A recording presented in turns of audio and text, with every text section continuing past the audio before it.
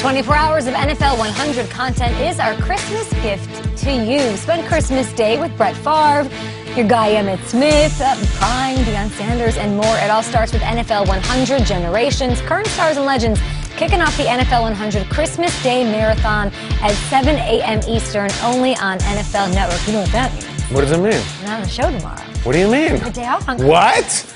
What is this day off you speak of, Kay? Here you asked for a day off. We got it, Kyle. We're all gone tomorrow. That's really cool. I think Swagger Claus is you're probably pretty busy tonight. Yeah, I got to deliver some gifts, but I guess we were on the nice list. Big time presents. Who's probably not off those? Will Selva, right? He's probably working tomorrow. Always on the naughty list. No, I am not working tomorrow. OFF, baby. Wow. Yes. Whew. So I'm happy about that. Being able to sleep in a little bit, but as soon as Santa Claus comes, he really is. Yeah, for real. Honestly, like my kids are like the people under the stairs. It's like a Wes Craven movie. Like they're busting out of like the doors. They want to get to see Santa Claus and what Santa Claus brought them. So either way, my kids are like children of the corn right now. Well, I get it. Believe me.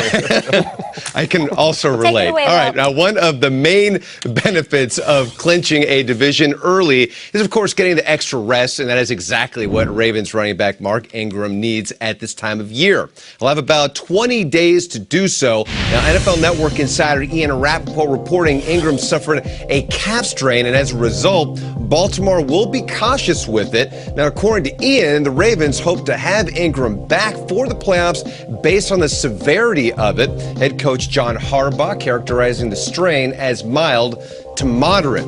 Now, as we mentioned, Ingram and others, including quarterback Lamar Jackson, safety Earl Thomas, guard Marshall Yanda, and defensive end Brandon Williams, will all be resting because they have nothing to play for in the season finale. They have the #1 seed and home field advantage throughout. Harbaugh still plans on playing, though, to win. Our intention will be and our plan will be all hands on deck to win the game, with all those guys who'll be playing. They're all on our 53-man roster. And they'll be excited to play, and we'll be excited to play. It's a rivalry game. It's the Steelers. They have everything to play for, and we recognize that. And we'll be looking to put our absolute best foot forward, play our best football game with the guys that we'll be playing with, which will be, for the most part, most of our football team, with a few exceptions. So.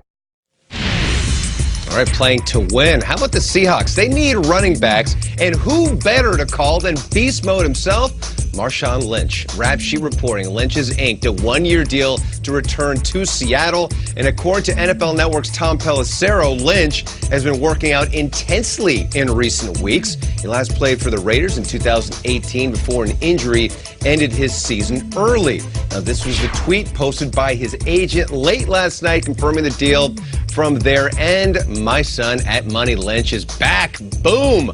Let's go. The Seahawks also signing running back Robert Turbin. They had also been looking at Sean Alexander, Chris Warren, Derek Fenner, and John L. Williams as well. They declined. But Marshawn Lynch in the fold. Now that means the 49ers need to get Frank Gore as well. I love you, Will. We messed with you, Will. We John love L. you. Williams. I love it. Ricky Running Waters. Yes. Good pull. Yes. That's it. I was fully joking when I brought this up to Ian, let's leave some Skittles out and see if Marshawn Lynch follows the trail. Well, he did write to the facility, passing a physical and signing a deal. Seattle signing Marshawn Lynch to a one-year contract. Beast Mode back in Seattle.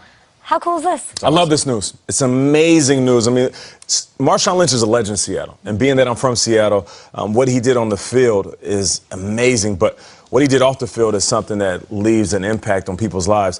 It's fitting because Marshawn Lynch didn't leave on good terms. They went to those back-to-back Super Bowls, didn't get that ball handed off to him. They throw that interception.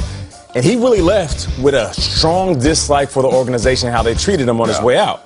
But it's fitting, though, because he was somewhat of a villain and can now come back and play the hero. And I believe if he is in shape, which I'm not sure he is right now, time will tell, he'll help his team get to the Super Bowl. No, maybe, and we don't know. This is fun because there's so much intrigue. You said earlier today, you're like, it feels like if Calvin came back to the Detroit Lions. Yep. I see it differently because Calvin, we know, left so much game out there and retired early. Marshawn, we don't really know what he has left. It almost feels more like The Rock coming back to Raw. It's awesome for sure. what can he do? What can he produce? And also to the question of, like, what has Marshawn been doing? Because we know Will Self used to do reports of him anything from playing bagpipes to being in Indonesia. There was a tweet from Matt Schneiderman who had an update on Marshawn Lynch. Marshawn Lynch was serving tequila shots at a parking lot tailgate in Oakland 8 days ago for the Raiders' last game, and now he's going to start for the Seahawks in the playoffs. Here's where I come out football-wise. If he had 21 carries for 109 yards and a touchdown, I'd be very mildly surprised. I think this guy has always been a professional, always born to run, so to speak. I think he could really give them the juice. I buy in. I do. There's a real fun human part of this, too, where, we work with all these different ex-players. I always fall into the same question with them. If I had to give you one game, could you suit up again? Like, Nate, if I had said you're 38 years old, you haven't played in 5 seasons, if you can go one game for me, could you do it? Yeah, I have 15 catches left. Everyone says yes. And now Marshawn Lynch gets that opportunity. And not only one game, if they win, they obviously get a playoff game, then who knows how else it is. But, like, can you give me one more? This is such an interesting contract. They're signing him in week 17. They're not signing him in week 11 or week 10, week 17. That's what we wanted with Gronk, right? This is kind of what we wanted to see, a guy come back when they need him. Different. Gronk is 29 years old, is in impeccable shape. That's true. He left on great terms. We haven't seen Marshawn since week 6 of last year. We haven't seen him as a Seahawk November 2015 the last time. And he's going to take a beating on Sunday against a 49ers defensive line that's looking to hit him, and he's ready for it. Like, can you give me one more game? You got one? Give me one more. Can you give me one more after that? Like, can you give me one? I'm fascinated to see. We're dying for a comp, like whether it's Gronk or Calvin. Like, I was trying to compare him to Le'Veon because Le'Veon sat out for a whole year too, but Le'Veon's way younger, and like. I look at it as almost like someone like Percy Harvin. Like, don't you think Percy Harvin could show up and return a few kicks and a few reverses? He has it still, and I think Marshawn does too. I do. I don't know what you guys think. At GMFB, Marshawn Lynch back to the Seahawks just in time for the playoffs. And your fantasy championship is over. Hopefully it wrapped last night and you got some hardware. I'm going to give out some